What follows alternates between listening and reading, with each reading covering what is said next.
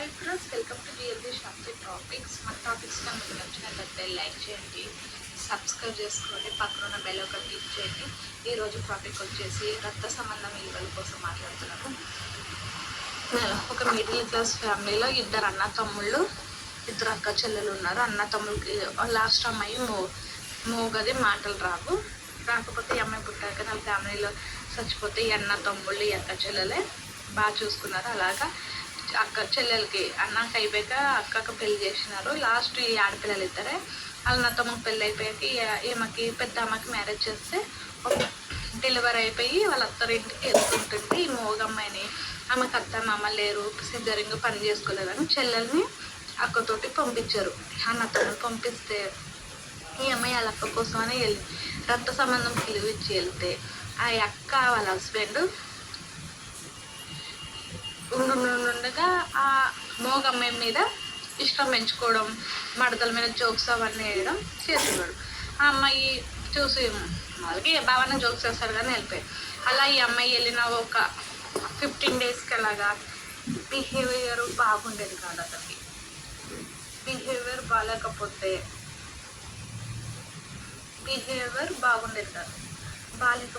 ఈ అమ్మాయి చెప్పలేదు. ఒకసారి గట్టిగా ఇలాగని గట్టిగా వారం చేసింది. గట్టిగా వారం చేస్తే నువ్వు మీ అక్కతో కానీ చెప్పేవనుకో మీ అక్కని బాబుని చంపేస్తానని బెదిరించాడట.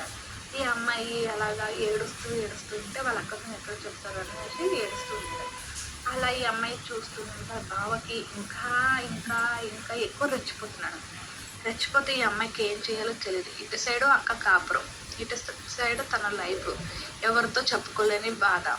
వాళ్ళ అక్కడితో చెప్తే ఎవరితో చెప్తే చంపేస్తారని బాధ.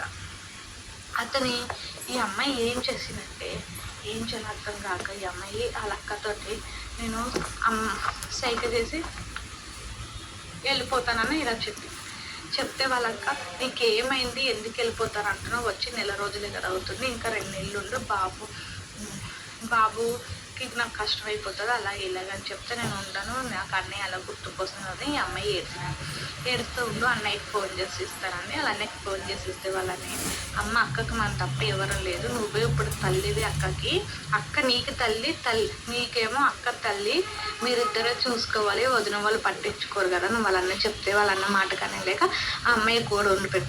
బావన్నవాడు మరదలకి తండ్రి తర్వాత తండ్రి లాంటోడు.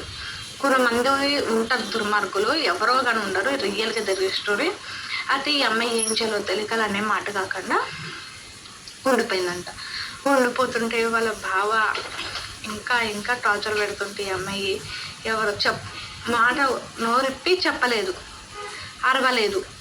ఇంకా వాళ్ళ అక్కతో చెప్తామంటే వాళ్ళ అక్కని బాబుని చంపేద్దాం అనేసి వాళ్ళ బావ బెదిరిస్తుంటే ఈ అమ్మాయికి ఏం చేయాలో తెలియక ఎంత ఆడదానికైనా సరే, ఎంత మగోడైనా సరే ఇష్టం ఆ అమ్మాయి అప్పుడు చేసిన క్షణంలోకి నిజంగా వింటే మీద హ్యాండ్సప్ కొడతారు. ఆ అమ్మాయి ఏం చేసిందంటే ఎంత నోరు లేకపోయినా ఈ కంగులని ఎవరు చూడదు.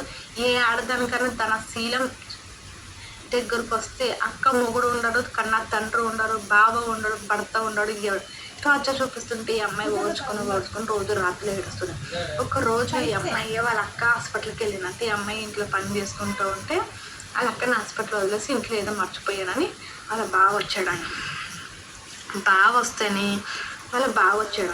వచ్చి ఈ అమ్మాయి వంటని ఏదో చేస్తుంటే ఇల్లు గట్టిగా కౌలించుకుంటే ఈ అమ్మాయికి కోపం వచ్చి కారం డబ్బా ఉంటుంది కదా, కంట్లో వాళ్ళ బావ వచ్చిన గమనించి ఈ అమ్మాయి కారం దగ్గర కారం తీసుకొని కంట్లో కొట్టేసి ఈ రోకల బొండ ఉంటుంది కదా, రోకల బొండ పెట్టి తెగ కొట్టేసానంట.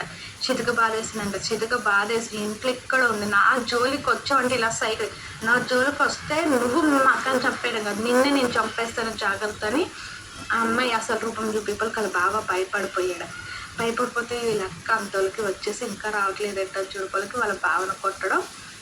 వాళ్ళ అక్క చూసి ఏమైందంటే వాళ్ళ అక్కను పట్టుకుని ఏడ్చిందంట. ఏడుస్తేనే వాళ్ళ అక్కను పట్టుకుని ఏడుస్తూ జరిగిందంటే ఇట్లా సైకిల్ మీద చెప్తే వాళ్ళ అక్క కూడా వాళ్ళ బావను అసహించుకొని వెళ్ళిపోతుంటే అక్క నువ్వు రాకూడదు, తప్పు, బావ తప్పు బావ తెలుసుకుంటాడు, నేనే పోతాను అనుకుంటే అలా బావ అప్పుడు ఆ అమ్మాయి కాలు పట్టుకుని నన్ను శ్రమించు మరదలంటే కూతురుతో సమానము. మరదలైనా సరే మేనగోడలైనా సరే కూతురుతో సమానం. నేను ఆ చూపుతో చూపించిన మనం శ్రమించాను. అంటే ఆ అమ్మాయికి వాళ్ళ బావ క్షమాపణ చెప్పాడు. ఏ మరదలైనా ఏ బావకైనా కూతురుతోటే సమానం. తల్లిని రక్త సంబంధంకి వచ్చి ఇచ్చిన ఆ అమ్మాయి వాళ్ళ బావకి ఆ మోగ అమ్మాయి అయినా కానీ ధైర్యంగా బుద్ధి చెప్పుకుని వాళ్ళ అక్క కాపురం సరిపెట్టింది. నలుగురిలో పడుంటే వాళ్ళ ఇజ్జత్ అంతా పోనని ఎవరితో చెప్పుకోలే. ఇదంతా రియల్గా జరిగిన స్టోరీ. ఇంకొప్పటికీ జరుగుతూ ఉంటాయి. కొంతమంది బయటపడతారు, కొంతమంది బయటపడరు. ఓకేనా ఫ్రెండ్స్, ఈ టాపిక్ కానీ మీకు నచ్చినట్టయితే లైక్ చేయండి, షేర్ చేయండి, సబ్స్క్రైబ్